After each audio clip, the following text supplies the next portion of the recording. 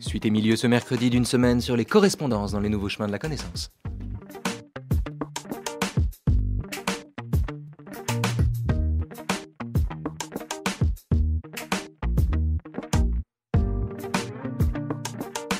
Après Héloïse et Abélard, après Isabelle de Bourbon-Parme et l'archiduchesse Marie-Christine, avant Henri Miller, Anaïs Nin, Flaubert et Louise Collet, c'est de Guillaume Apollinaire et des lettres à Lou que nous parlerons ce soir.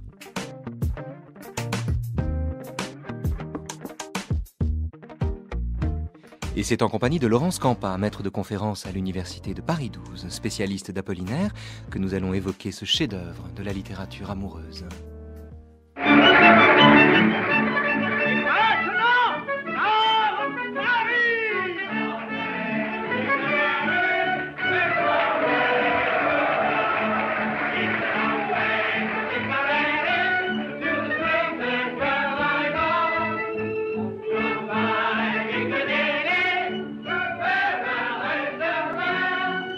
Ma loup, mon loup adoré, loup exquis, le plus beau des loups, mon loup très chéri, chère divinité de mon cœur, mon loup en crème fouettée, ma tubéreuse de Nice, mon jasmin de Grasse, ma couronne de laurier, mon bien, mon seul bien, ma seule chose précieuse, la seule chose qui vaille la peine qu'on la désire, qu'on soit soldat pour la défendre, ô mon unique amour et ma grande folie.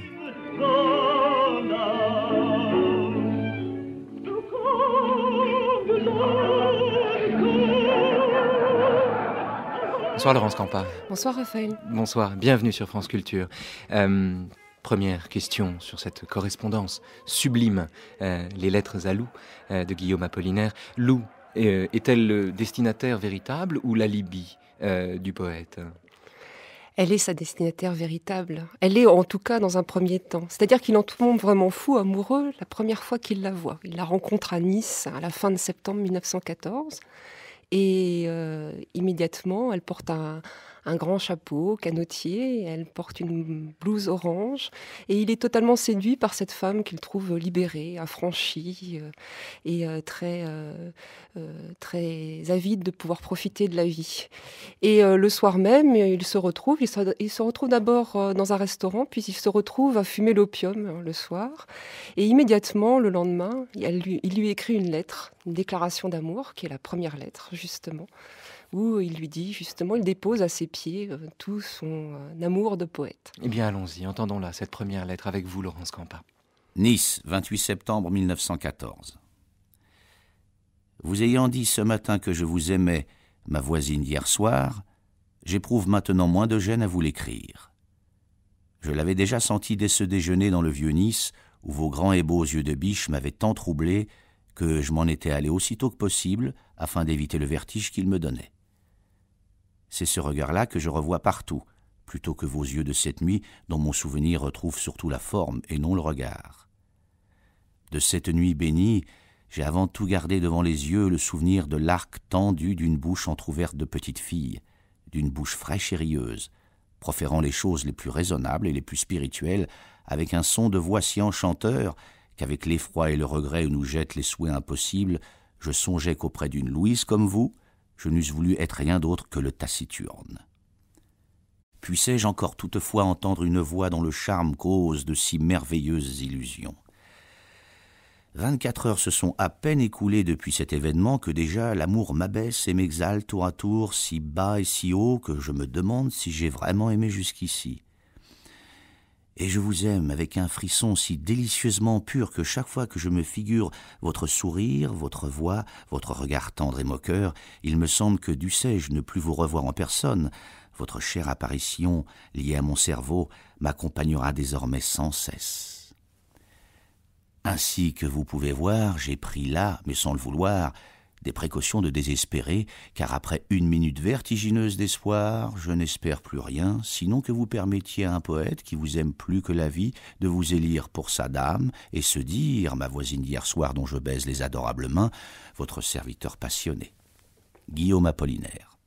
son serviteur passionné, son serviteur à vie. Ce qui est étonnant dès cette première lettre, c'est que manifestement, Laurence Campa, Guillaume Apollinaire dit, en la découvrant, en la rencontrant, se demande si il a jusqu'ici véritablement aimé, le sentiment qu'il a de découvrir l'amour. Et en même temps, il dit il me semble que vous m'êtes après tout familière, que je vous ai toujours connu, toujours aimé, et que je n'ai jamais pu aimer que vous, que je n'ai aimé que vous et que je n'en aimerai jamais d'autre. Un peu plus loin d'ailleurs, quelques mois plus tard, le 2 janvier 1915, il lui dit Malou, mon loup, je dois te rapporter tous les battements de mon cœur, ceux même d'avant que nous nous connaissions. Donc voilà à la fois un homme qui se demande s'il a jamais aimé, tellement il l'aime, et en même temps, qui la voyant se dit qu'il l'aime depuis toujours. Il rentre probablement dans cet éloge un peu de rhétorique amoureuse, forcément. Il veut la séduire. Et peut-être aussi se ressouvient-il, comme on dit, justement de cet amour, de ces amours qui ont été jusqu'à présent peut-être vécus sous une forme plus douloureuse, comme son amour pour Annie Pléden, l'inspiratrice de la chanson du Mal-aimé, ou son amour pour Marie Laurencin. C'était des amours qui étaient difficiles, qui étaient compliqués. Parce qu'elles étaient vécues, peut-être. Parce qu'elles étaient vécues. Mais il n'a aussi... rencontré Lou que 3 fois, en somme. Enfin, ils ne se sont aimés que 3 fois. Oui, alors, en fait, il a l'impression de trouver chez elle quelque chose qu'il n'avait jamais trouvé jusqu'à présent, c'est-à-dire une forme de liberté amoureuse qu'il avait toujours espérée. Alors, on ne peut pas préjuger de ce qui s'est vraiment passé avec Annie ou avec Marie, mais il est évident que là, il a une femme qui n'a peur de rien. Qui n'a pas peur des choses de l'amour, qui n'est pas farouche. Qui était-elle? Comment était-elle? Louise de Coligny. Alors, pour ce qu'on en sait, donc elle s'appelle Louise de Coligny-Châtillon. Elle est descendante de l'amiral Gaspard de Coligny, qui était justement une grande figure de la Réforme. Et elle a donc un peu de sang bleu et de sang noble, justement. Et donc, je crois qu'il est séduit aussi par cette personnalité qui lui rappelle aussi ses lectures des romans libertins du XVIIIe siècle et ses héroïnes telles la Juliette de Sade, qui justement était capable d'avoir un grand nom et en même temps beaucoup de liberté, beaucoup de franchise. Ça, c'est la façon dont il la voit. Maintenant, ce qu'on sait d'elle précisément, c'est qu'elle était divorcée, qu'elle menait une vie de patachon, dirait-on aujourd'hui, qu'elle profitait de la vie, qu'elle avait énormément d'amants, qu'elle cédait à peu près à toutes les sollicitations. Et qu'elle était assez inculte, un peu écervelée, mais de très bonne composition. Alors, vous dites inculte, effectivement, il y a des lettres. Et là, c'est là qu'on a le sentiment que le destinataire n'est pas à la hauteur des lettres qu'il reçoit, ou qu'en tout cas, elle n'en est que le prétexte. Bien souvent, Guy, comme il s'appelle lui-même, regrette, déplore ce qu'elle semble lui écrire de la poésie, comme une chose un peu futile. Il lui écrit des lettres sublimes, des poèmes insensés, on va en entendre quelques-uns et quelques-unes, et en même temps, il ne reçoit de sa part à elle qu'une certaine forme de dédain à l'endroit de son travail poétique qui fait pourtant le fond de cette correspondance. Je crois qu'elle était en fait séduite simplement et flattée d'être l'inspiratrice d'un poète. Mais elle n'était pas en mesure, effectivement, de pouvoir en apprécier tout le prix. Elle ne savait pas qui il était, précisément, justement, que c'était un grand poète de son temps, qu'il avait rénové la poésie, que c'était l'ami des peintres. Elle ne savait pas grand-chose de lui. Elle était juste, je crois, effectivement flattée de pouvoir susciter une telle passion. Alors vous avez parlé, Laurence Campa, de rhétorique amoureuse.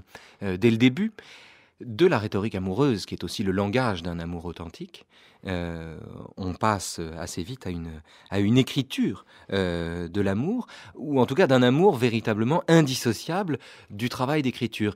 Ce qui d'ailleurs correspond à l'aveu même d'Apollinaire, qui demande à Lou de conserver les lettres qu'il lui adresse. Il sait déjà que ces lettres sont une matière plus précieuse presque que la simple histoire d'amour entre deux êtres.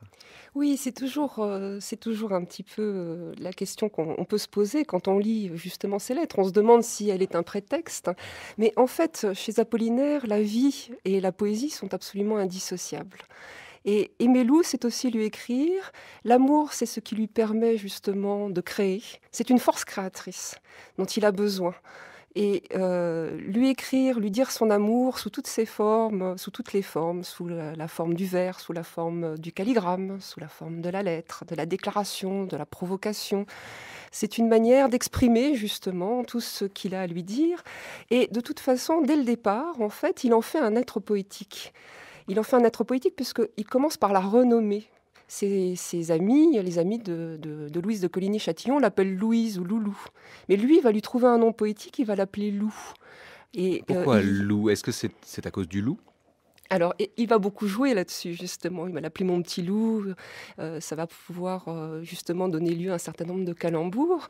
Mais il y a aussi, dans ce loup, le masculin et le féminin. On va pouvoir dire ma loup ou mon loup. Et puis, on prononce loup un peu comme on donne un baiser. Il y a quelque chose de poétique dans cette façon de la renommer. Et donc, en la renommant, il lui redonne une existence. Et il lui dit très précisément, très rapidement, « Je veux te faire à l'égal de la Laure de Pétrarque. » Je veux te rendre égal à Hélène. Ou à Hélène. Oui, à Hélène de Troie. Oui. Voilà, Hélène de Troie, c'est la femme pour laquelle on se bat. Donc, elle est aussi bien indissociable de la poésie qu'indissociable de la guerre, puisqu'il la rencontre en temps de guerre. Alors effectivement, elle est indissociable de la guerre, indissociable de la poésie. C'est la même affaire. Dieu que la guerre est jolie, Dieu que loup est joli. On pourrait entendre ça chez Apollinaire. D'ailleurs, ce qui est très frappant chez Apollinaire, c'est que il n'est pas de ces poètes qui sont des contempteurs de la guerre. Il n'a finalement rien contre elle. Non, de toute façon, comment la rencontre-t-il? Il la rencontre, je le disais tout à l'heure, fin septembre, à Nice. Que fait-il à Nice? En fait, dès le 5 août, donc 3 jours après la déclaration allemande de guerre, il cherche à s'engager. Mais les autorités militaires sont débordées par les demandes d'étrangers voulant se mettre au service de la France. Dans le même temps, à peu près tout au début d'août, Sandrard s'engage dans la Légion étrangère et publie dans le Figaro un appel aux étrangers pour leur demander de vouloir combattre, de venir combattre pour la France. Et Apollinaire est dans cette démarche aussi, mais sa demande est repoussée sine die donc par les autorités militaires.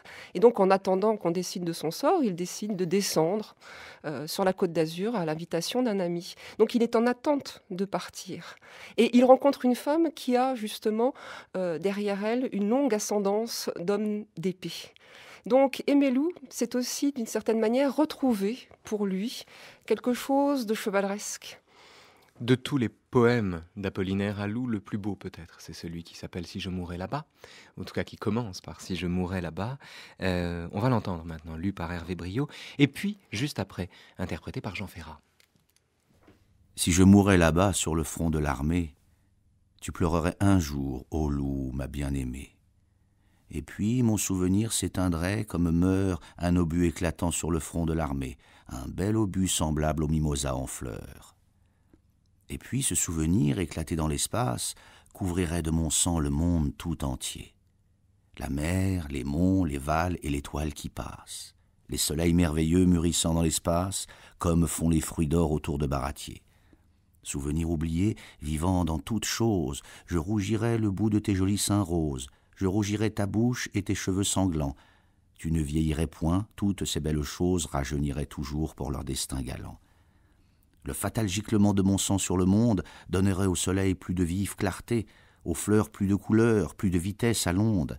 Un amour inouï descendrait sur le monde, l'amant serait plus fort dans ton corps écarté.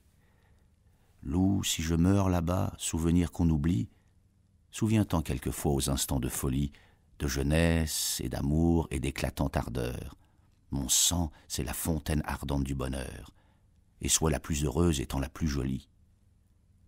Ô mon unique amour et ma grande folie. Guillaume Apollinaire, 30 janvier 1915, Nîmes. La nuit descend, on y pressent un long destin de sang. Tu pleurerais un jour, ô loup, ma bien-aimée. Et puis mon souvenir s'éteindrait comme meurt un obus éclatant sur le front de l'armée. un bel obus semblable au mimosa en fleurs. Et puis ce souvenir éclaté dans l'espace couvrirait de mon sang le monde tout entier. La mer, les monts, les vals et l'étoile qui passe, les soleils merveilleux mûrissant dans l'espace, comme font les fruits d'or autour de Baratier. Laurence Campa est avec nous aujourd'hui dans les Nouveaux Chemins de la Connaissance pour parler des Lettres à Lou de Guillaume Apollinaire, chef-d'œuvre des Lettres à Lou. Et c'est la voix de Jean Ferrat qu'on entend ici, qui interprète « Si je mourais là-bas », un texte qu'il adresse en date du 30 janvier 1915, depuis Nîmes, à sa Lou bien-aimée. Ta bouche et tes cheveux sanglants, tu ne vieillirais point, toutes ces belles choses. Vous avez parlé tout à l'heure, Laurence Campa, de Juliette, l'héroïne de Sade. On pourrait parler beaucoup de l'influence de Sade sur Guillaume Apollinaire. Guillaume Apollinaire est un auteur érotique et les Lettres à Lou ne font pas du tout exception à cette règle, au contraire. Au contraire, justement, comme on le disait tout à l'heure, comme c'est une femme qui est capable de tout entendre et de tout faire, il se sent lui aussi libéré dans sa façon d'exprimer son amour et donc il s'en donne à cœur joie. Et effectivement, qu'elle le comprenne ou pas, qu'elle apprécie ou pas, peu importe finalement, c'est un espace de liberté qu'il se donne, surtout à partir du moment où il s'engage volontairement au mois de décembre 1914 et qu'il est séparé d'elle. À partir de là, la correspondance va prendre une ampleur considérable. Il va lui écrire plusieurs fois par jour et il va lui écrire pour pouvoir lui dire tout ce qu'il ne peut pas lui faire, justement. Donc ces lettres vont devenir en quelque sorte les moyens d'exprimer non seulement cet amour qui l'envahit, mais c'est aussi le désir. Donc les lettres vont être chargées de caresser, de baiser, de mordre, d'aimer Lou à distance. Voilà mon amour adoré, je te prends toute dans un grand spasme, je t'embrasse, je baise tes chers petits seins roses et insolents qui semblent des brebis broutant des lys et des violettes, et j'embrasse éperdument les douces et infiniment précieuses toisons d'or pâle qui sont celles qu'Argonaute sans vaisseau est devenu équestre. Je veux conquérir à jamais, pour notre bonheur sans fin, ma chérie. Une phrase entière, sans virgule, déjà. Oui, il laisse aller sa plume, mais de toute façon, il a supprimé la ponctuation dans alcool. Donc, il estime que c'est le rythme même de la phrase qui doit se dérouler tout seul. On a dans les Lettres à Lou des monuments de poésie qui sont officiellement des poèmes. On y trouve également des poèmes à l'intérieur de la prose, à l'intérieur des considérations les plus prosaïques. Mais c'est ça qui est extraordinaire dans cette correspondance, c'est que Apollinaire passe insensiblement du vers à la prose. Parfois, justement, il a des considérations extrêmement prosaïques, puis il va s'arrêter pour pouvoir laisser aller son chant, pour pouvoir exprimer un hymne à la femme qu'il aime, et puis il va reprendre, et puis il va faire un calligramme. Il va écrire quelques vers, il va recommencer. Et donc, en fait, c'est cette espèce de liberté générale qui est assez extraordinaire. Et pour revenir au petit passage que vous avez lu tout à l'heure, et pour revenir à Sade aussi, je crois que ce qui les rapproche, en dehors de cette violence, et on pourrait en dire beaucoup de choses, c'est l'imagination. L'imagination en tant que capacité à créer des images. Et cette correspondance à Lou est parfaitement fascinante aussi parce qu'elle crée perpétuellement des images en prose, en vers, en calligramme. Et d'ailleurs, plus il s'éloigne, plus Apollinaire envisage, d'ailleurs avec neurasthénie, l'hypothèse de la masturbation. Il dit se faire menottes, parlant à Lou. Il lui dit « Dors beaucoup pour être forte, ma Lou, et surtout, je t'en supplie, ne te fais pas souvent menottes. Rien ne rend neurasthénique comme cet exercice. Écris-moi de jolies lettres. Ce soir, je suis triste et fatigué d'avoir eu mal au ventre dans le froid qu'il fait ici aujourd'hui. Je t'embrasse partout, Lou, sur tes mains, sur ta bouche, sur tes pieds, sur l'enflure exquise que tu transportes et qui te fait te balancer comme un beau navire. À bientôt, Lou, et pour toujours ton fidèle à jamais. » Il lui est à jamais fidèle et en même temps, il ne lui demande pas la même chose.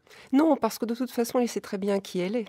Et elle lui a dit tout de suite qu'elle ne l'aimerait jamais, qu'elle ne l'aimerait pas. Elle a un amant de cœur auquel elle est fidèle, elle Toutou. pour le coup, qui est le fameux Toutou. Enfin, Parlons-y de Toutou, Oui, parce que Apollinaire c'est ne le lui en veut surnom. pas du tout. Hein. Oui, il y entre un peu de rivalité amoureuse, mais aussi de la complaisance. Et puis il prend ce qu'on lui donne, d'une certaine manière. Mais alors, qui est ce Toutou, à qui Apollinaire, d'ailleurs, simplifie la tâche à plusieurs reprises, hein. C'est le fils d'un notaire de Sedan que Lou connaît depuis longtemps et dont elle est très proche et qui a été mobilisé comme artilleur dans les Vosges. Et justement, Lou va vouloir aller le rejoindre. Et pendant qu'Apollinaire est à Nîmes, il va écrire à Francis Picabia, qui est fils de diplomate et qui a le bras long, pour lui demander de bien vouloir lui trouver pour Lou un sauf-conduit. Et grâce à Picabia, donc, et à l'intervention d'Apollinaire, Lou va pouvoir aller sur le front. Ce qui entraîne une forme de dépit et en même temps d'autocomplaisance chez Apollinaire, puisque au moins il aura été magnanime. Mais il est un peu jaloux aussi, pas tant de Toutou d'ailleurs, mais du fait que Lou soit allé sur le front avant lui, puisque justement au moment où elle part, lui n'est toujours pas parti. Ce que tu me dis sur ta façon de te faire menotte toute la nuit m'a bouleversé. J'ai eu une impression de désir voluptueux, d'une force fantastique. Je t'adore, ma chérie, je te désire. Je m'introduis en toi de toute ma virilité. Je me bande comme l'arc de Nemrod. Je te serre et te broie dans mes bras. Je darde toute ma force vitale en toi. Je prends tes lèvres. Je palpe ton beau derrière adoré. Je le baise. Je te bois là où ta toison exquise est une dentelle délicate et soyeuse. La blonde dentelle, je crois passer de mode, mais que j'aime. Ma chérie, je te désire à en rugir.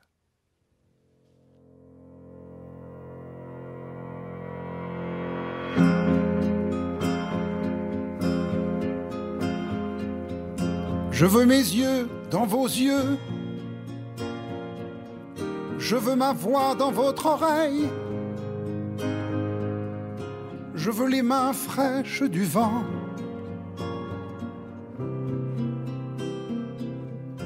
je veux encore le mal d'aimer, le mal de tout ce qui est merveille, je veux encore brûler doucement, marcher à 2 pas du soleil. Et je veux déranger les pierres, changer le visage de mes nuits, faire la peau à ton mystère. Et le temps, j'en fais mon affaire. Je veux ton rire dans ma bouche, je veux tes épaules qui tremblent, je veux m'échouer tendrement.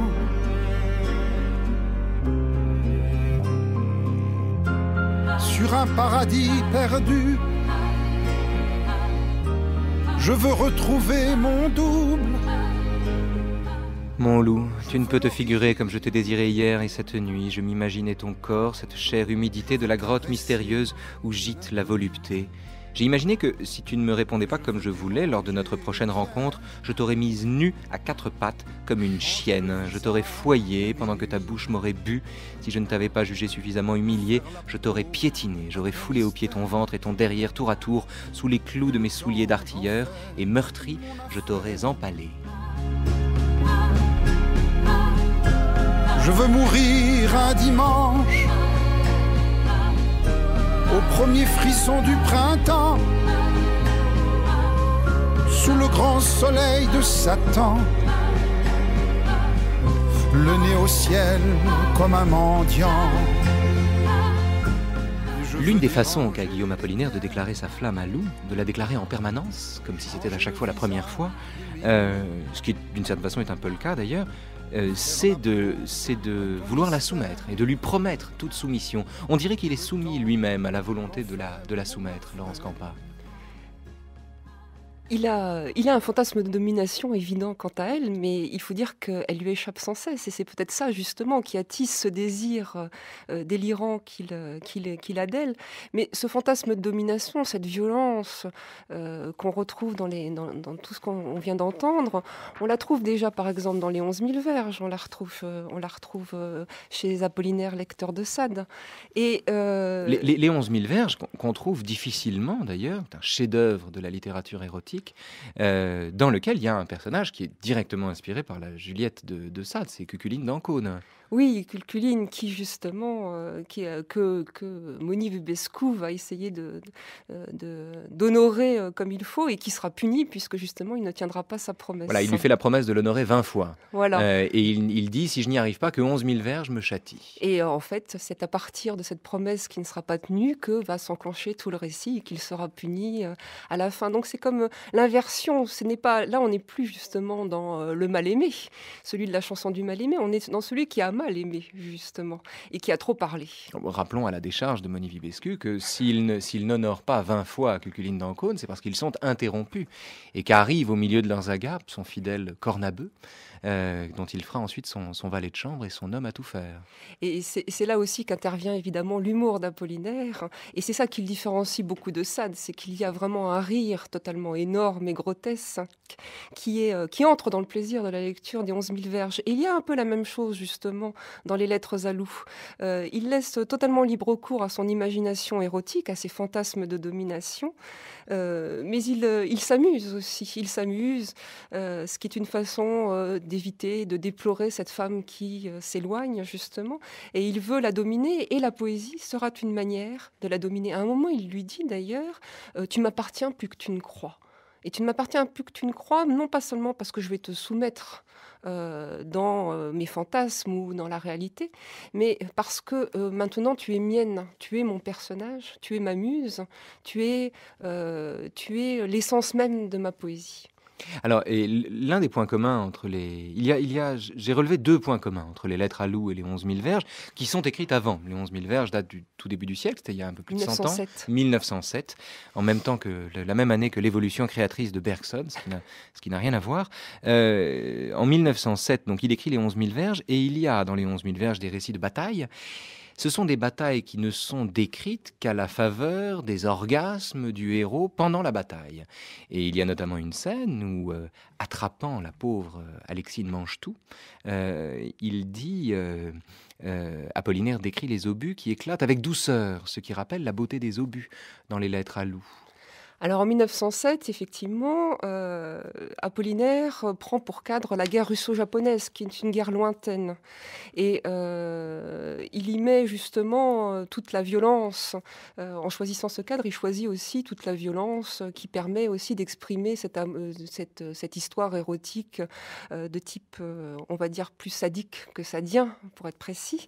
Et effectivement, quand il se retrouve à l'entrée en guerre, il retrouve ses intuitions, il retrouve ces fantasmes de violence.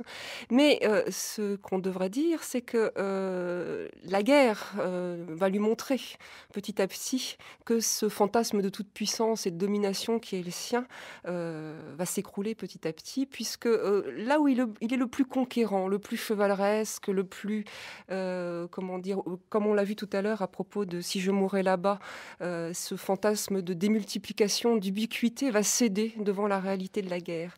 Et comme je le disais, les poèmes les plus conquérants d'Apollinaire sont ceux qu'il écrit alors qu'il n'est pas encore au front. Ceux qu'il écrit quand il est encore à Nîmes et où il s'imagine comme un croisé, finalement, qui va défendre sa dame. Loup étant justement la dame de ses pensées. L'autre dimension, parce qu'on l'aborde assez peu en général quand on parle d'Apollinaire, on pense au lyrisme des lettres à Loup, on pense à leur poésie, à leur grâce, à leur finesse. On parle assez peu du grotesque.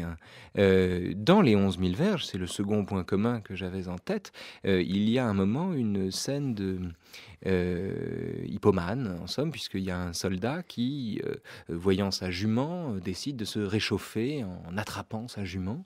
Il se fait chapitrer à ce moment-là par le colonel ou par le sergent-chef qui lui dit que la masturbation est une qualité militaire et qu'il ne faut toucher ni aux hommes ni aux bêtes.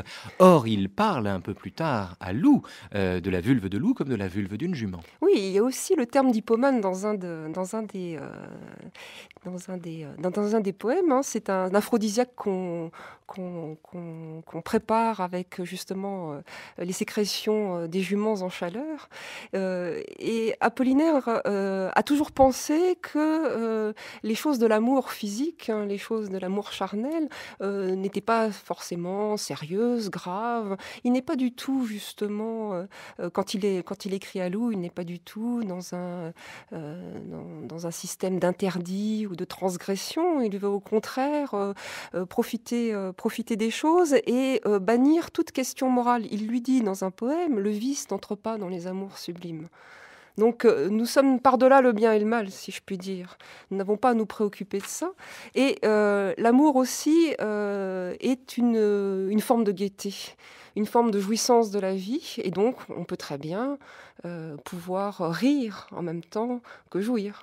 Mais dans ces conditions, cette gaieté tragique qui est celle d'Apollinaire, cette aptitude à la joie qui lui donne les moyens d'être heureux en temps de guerre, finalement, ou d'appréhender tout cela avec légèreté, d'aller jusqu'à trouver belles les détonations des obus ou des canons, ce sens de la joie qui est celui d'Apollinaire, comment peut-il le concilier avec son goût pour l'espoir ? A priori, on peut se dire, ça n'est pas cohérent. Qui a le goût de l'espoir suspend son bonheur à ce qu'il espère. Or, Apollinaire, c'est le poète de l'espoir, et c'est en même temps le poète de la joie, Laurence Campa. Je ne crois pas que ça soit incompatible. En fait, comme c'est une correspondance, on peut suivre pas à pas justement son évolution, ses négociations personnelles, intimes, la façon qu'il a de changer d'avis, d'être un jour extrêmement mélancolique. Il y a aussi des poèmes à Loup qui sont tristes, qui sont élégiaques. Et puis, il se reprend, il essaie de retrouver, de raviver ses forces créatrices, son espoir et son goût de la vie. Donc il y a des alternances et c'est justement cette variation, comme si ces lettres étaient une sorte de sismographe qui permettent justement de voir au jour le jour les variations de son âme, de son cœur. De sorte qu'on ne sait jamais, quand on les entend, si Apollinaire les a écrites ou s'il les a composées. Allons, mon cœur d'homme, la lampe va s'éteindre, verse-y ton sang. Allons, ma vie, alimente cette lampe d'amour. Allons, canon, ouvrez la route, et qu'il arrive enfin le temps victorieux, le cher temps du retour. Je donne à mon espoir mes yeux, ces pierreries. Je donne à mon espoir mes mains, palmes de victoire. Je donne à mon espoir mes pieds, chars de triomphe. Je donne à mon espoir ma bouche, ce baiser. Je donne à mon espoir mes narines, qu'embaument les fleurs de la mi-mai. Je donne à mon espoir mon cœur en ex-voto. Je donne à mon espoir tout l'avenir qui tremble comme une petite lueur au loin dans la forêt. Janvier 1915, le soir enfin est arrivé. Entre la Marne et Reims, les combattants sont rentrés. Dans la tranchée, je pense à toi. Le vent d'hiver me mord les doigts. À l'heure où se taisent les canons, je t'écris les nouvelles du front. Loup, je t'aime, Loup, je t'aime.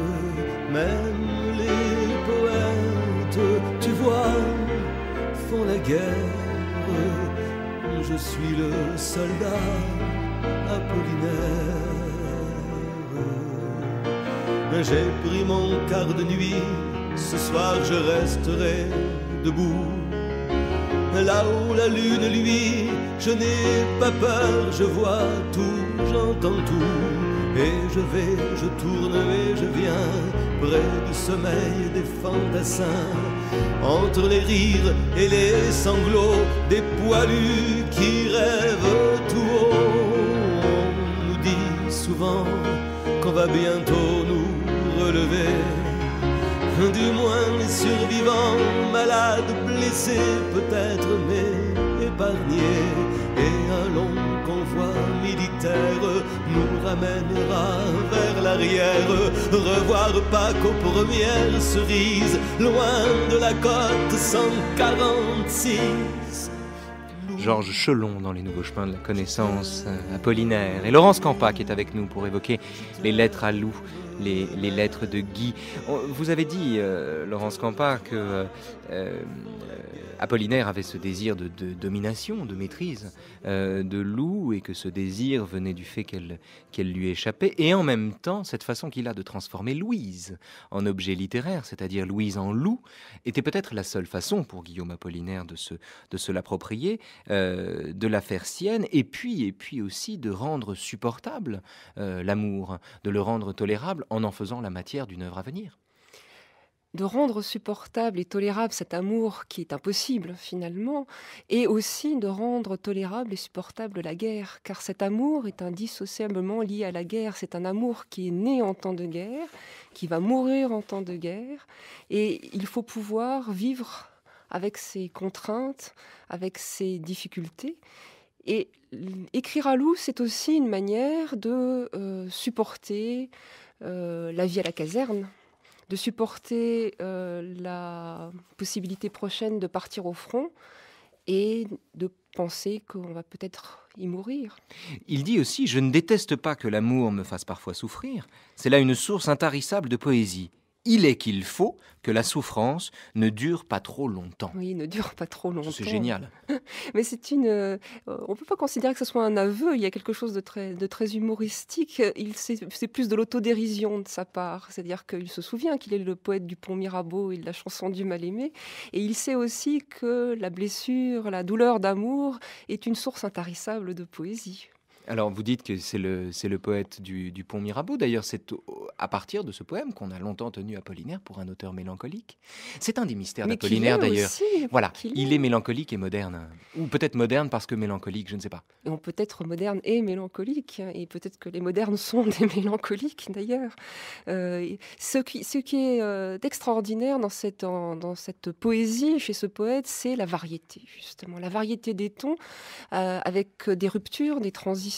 Cette possibilité qu'il a de jouer sur absolument tous les registres et d'être toujours juste, finalement, parce qu'en étant toujours lui-même, de s'adapter aux situations. Il s'adapte à Lou, parce que quand on lit les lettres à Lou et quand on les compare, par exemple, aux lettres à Madeleine, qui est l'autre grande amoureuse de ces temps de guerre, oui, voilà, Madeleine Pagès, on se rend compte qu'Apollinaire, même si on disait tout à l'heure qu'il savait pertinemment qu'elle ne le comprenait pas, se met à la hauteur de sa correspondante. Quand on lit les lettres à Madeleine Pagès, elles sont beaucoup plus littéraires, elles sont plus subtiles, plus compliquées, elles sont tout aussi ardentes d'ailleurs. Mais quand il parle à Lou, et les poèmes qu'il écrit à Lou le montrent aussi, il essaie d'être simple, il essaie d'être lui-même, il essaie d'être simple, il essaie d'être accessible, et c'est sans doute aussi la raison de l'immense popularité de ces poèmes, parce que tout le monde peut se les approprier, et tout ce qu'on entend depuis tout à l'heure, justement, tous ces chanteurs qui ont mis en musique les poèmes à Lou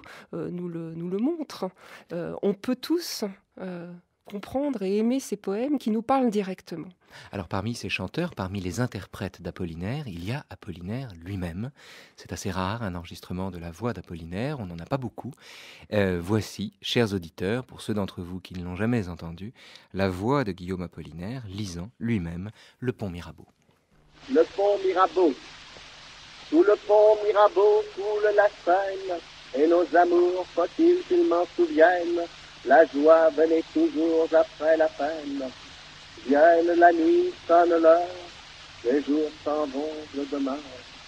Les mains dans les mains, restons face à face, tandis que sous le pont de nos bras passent les éternels regards longs de silence. Vienne la nuit, sonne l'heure, les jours s'en vont, je demeure.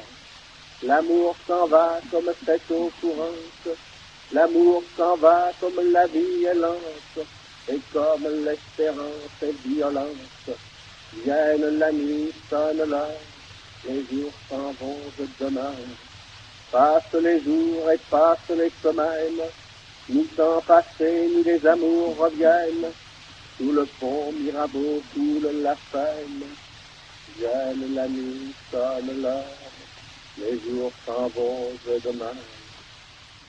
Voilà, ça c'est Guillaume Apollinaire lui-même lisant le pont Mirabeau. Laurence Campa, il y a deux choses qu'on ignore en général dans les lettres à Lou. La première, c'est la chasteté, l'hypothèse de la chasteté, qui apparaît 14 avril 1915 dans le poème qui suit la lettre qu'il lui adresse, où il dit « Ô loup, ma très chérie, faisons donc la féerie de vivre en nous aimant étrangement et chastement ». Quel est le statut de la chasteté chez Apollinaire? Pourquoi cet adverbe Oui, ici? ça peut paraître étonnant, après tout ce qu'il lui a déjà écrit. Tout ce qu'on vient d'entendre, Tout et ce qu'on encore, vient on n'a pas d'entendre. entendu le millième de ce qui s'y trouve. Alors en fait, il faut je crois, penser à la date. 14 avril 1915, il est au front depuis 12 jours. Et il faut penser aussi à son imaginaire chevaleresque. C'est-à-dire qu'à partir du moment où maintenant il porte les armes et qu'il combat pour la femme aimée, dans une démarche de défense du sol et de défense justement des femmes et de l'arrière, le chevalier ne doit plus perdre son temps en gaudriole, mais c'est une manière de lui dire je suis chaste comme sont censés l'être les chevaliers du Moyen-Âge quand ils combattent pour une noble cause. Et c'est une manière aussi de lui dire je vais te rester fidèle, je ne vais pas profiter éventuellement de la vie facile qu'on peut avoir à l'arrière du front. Dans les casernes, oui. Et de lui suggérer aussi moi je suis chaste pour toi, j'aimerais bien sinon que tu en fasses autant, du moins que tu n'en profites pas maintenant que je suis loin. Donc cette chasteté aussi, c'est peut-être une façon de passer un contrat avec elle. Un contrat moral qui n'a pas besoin forcément d'être respecté à la lettre, mais qui est une manière de garder une complicité, une proximité et une autre façon de s'aimer. Alors, c'est vrai qu'il y a cette espèce de contrat moral entre Apollinaire et Lou, encore une fois, il facilite la tâche à Toutou, l'autre amant de Lou. Il lui permet d'aller la retrouver, ce qui témoigne là encore d'ailleurs d'un esprit chevaleresque. Et c'est intéressant parce qu'il y a une lettre qui vient qui date du 30 décembre 14, qu'il envoie de Nîmes, dans laquelle il lui dit ceci tu sais, mon Lou, que je veux que tu me sois fidèle. Mais si jamais tu flirtais, même de loin et innocemment, avec un Marseillais, je ne te le pardonnerai pas. Marseille et sa région te sont consignés, le reste aussi. Mais les Marseillais ne méritent que le mépris des hommes et le dédain complet des femmes. Pourquoi Marseille ? À mon avis, c'est simplement une question de contexte, parce que il ne dira jamais de mal de Marseille par ailleurs. Bon, oui, Lou, une fois suffit, franchement. Oui. Lou est sur la côte d'Azur. Elle peut se promener du côté de Nice, de Menton. Elle peut même aller jusqu'à Marseille. Je crois que c'est simplement une manière d'essayer de lui dire de s'assagir, ou du moins d'éviter d'en faire trop.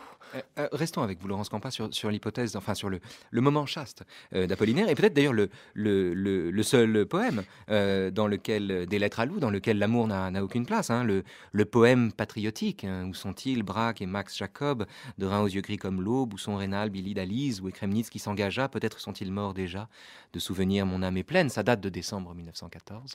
Oui, sauf qu'il ne l'adresse pas à Lou directement. En fait, ça c'est un poème qu'il écrit alors qu'il est à Nîmes, effectivement, et que tous ses amis sont partis.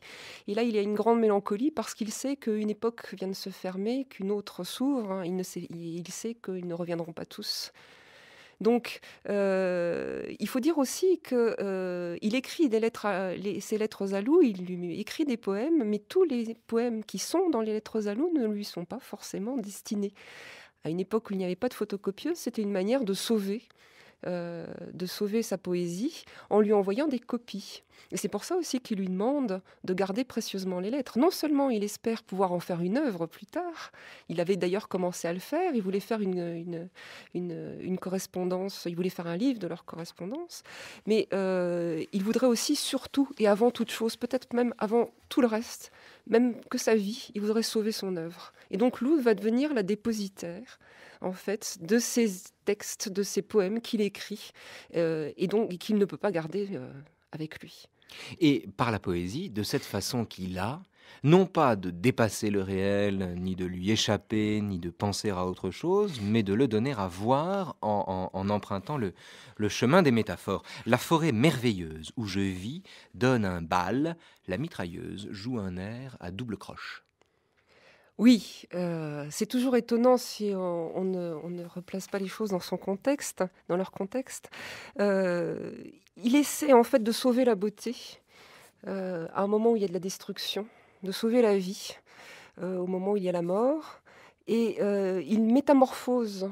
Plus qu'il ne change, il métamorphose par la puissance de sa parole poétique la réalité qu'il a en face de lui. Et donc, le bruit des mitrailleuses devient effectivement une musique. Mais pour passer du vacarme à la musique, il faut justement la magie de la plume poétique qui permet de faire du vacarme une musique ordonnée, une sorte de mélodie. Donc, la poésie est en quelque sorte, comme dans Alcool, une sorte d'alambic qui permet justement de transmuer la réalité. Alors justement, sur cet alambic qui en dit long sur l'usage que fait Apollinaire des métaphores, on pourrait évoquer le premier vers d'Alcool. Bergère au Tour Eiffel, le troupeau des ponts belle ce matin. Cette façon qu'il a, par une métaphore immédiate, de donner à voir le réel en empruntant le détour d'une autre image. Apollinaire excelle dans ce procédé littéraire, qui n'est pas du tout la comparaison, qui met en parallèle, mais qui est au contraire la métaphore qui mêle les deux. On retrouve ça quand il dit les canons membres génitaux engrossent l'amoureuse terre, le temps est aux instincts brutaux, pareil à l'amour et la guerre. C'est, quand on regarde ça de près, c'est extraordinaire, pareil à l'amour et la guerre. On a l'impression d'entendre à nouveau Ovide, militat omnis amans, il y a dans chaque amant quelqu'un qui fait le service militaire. Il y a aussi une tradition qui est ancienne, qu'on retrouve par exemple chez Pétrarque, chez l'Arioste, chez le Tasse.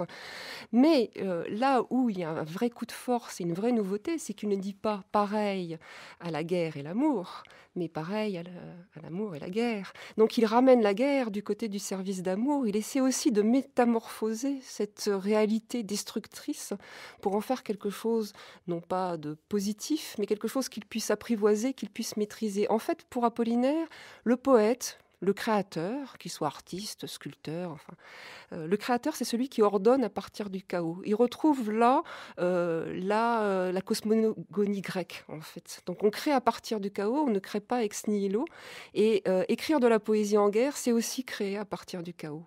Alors on retrouve la cosmogonie grecque et on retrouve aussi bizarrement, malgré les passages d'un érotisme fou, quand il dit, donc on en a parlé tout à l'heure, la vulve des juments est rose comme la tienne et nos armes graissées, c'est comme quand tu me veux, malgré des passages d'un érotisme hallucinant, on retrouve quelque chose peut-être qui relève de la tradition courtoise, de l'amour courtois. Après tout, c'est la tradition courtoise qui a, on en a parlé tout à l'heure, institué le parallélisme entre la guerre et l'amour. Oui, et justement, il ne faut pas oublier qu'il s'appelle Wilhelm de Kostrowitski et que son grand-père... Oui, ça c'est le vrai nom d'Apollinaire, rappelons-le pour ceux qui ne l'auraient pas en tête. Oui. Voilà, il a trouvé son pseudonyme Guillaume Apollinaire en le forgeant à partir de son propre prénom francisé et de celui de son grand-père. Et son grand-père était lieutenant d'artillerie et avait été blessé. Il était dans les armées du Tsar, puisque la Pologne était russe à cette époque-là. Il avait été blessé d'une balle française à la tête au siège de Sébastopol en 1855. Donc voilà un homme un poète qui a une ascendance aristocratique. Donc son engagement, son amour pour Lou, de toute façon, est forcément accompagné d'un certain panache et d'une certaine noblesse. Il y a le panache, il y a la noblesse, il y a le bestiaire du cheval qui tend sa croupe, il y a également les fruits, les kakis, les figues, la rose, l'orange, en général d'ailleurs employé pour désigner une partie très précise du corps de Lou à chaque fois, l'œillet. Il dit ceci: aujourd'hui j'ai reçu les oranges qui m'ont rappelé le jardin des Hespérides où tu vis, ma déesse, ma fable, ma mythologie. Il continue, il dit: ô soleil concentré riche comme mes rimes, ô savoureux amour, ô ma petite orange. Donc il y a aussi ce langage, j'allais dire végétal, horticole, pour désigner Lou. Oui, c'est un langage de sensation. On parlait des images tout à l'heure. Il faut faire surgir non seulement des images, mais la poésie d'Apollinaire est celle qui permet de sentir directement, de faire surgir des sensations chez le lecteur. Et l'image de l'orange est une image qu'il aime énormément. Il a comparé autrefois sa poésie à une orange. Quand il parle quand il parle de Delaunay, par exemple, dans Les Fenêtres, il comparera aussi la peinture de Matisse à une orange. L'orange, c'est vraiment le fruit de la lumière, c'est vraiment le soleil, c'est la couleur de la blouse de Lou le jour où il l'a rencontré. Donc il concentre en fait toutes sortes de sensations visuelles, olfactives, tactiles dans ces images.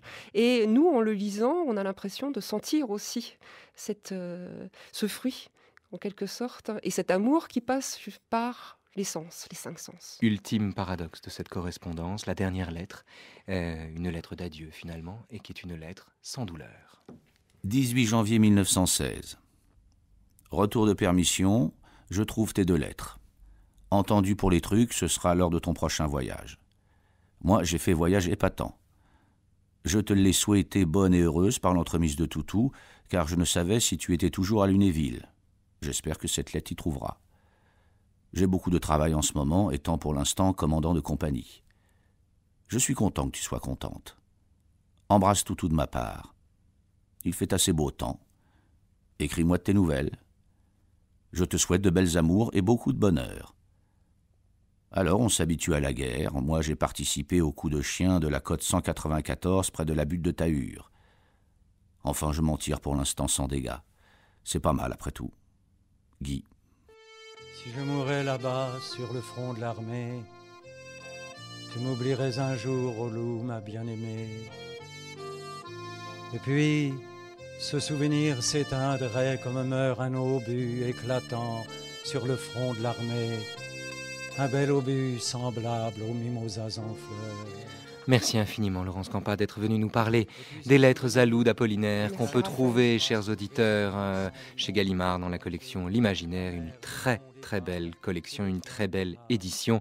Les lettres à loup d'Apollinaire, donc le temps presse, Laurence Campa. Je renvoie nos auditeurs à notre site internet pour le détail de vos propres travaux sur Apollinaire, qui sont nombreux, que vous retrouverez donc en détail sur notre site internet.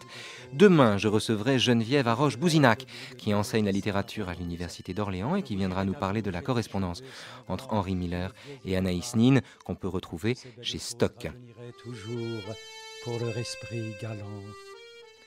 Et sous la voix de Mouloudji, je salue pour son travail à la technique aujourd'hui Ariane Herbé, à la réalisation Jean-Claude Loiseau, évidemment Geneviève Méric, Avril Ventura.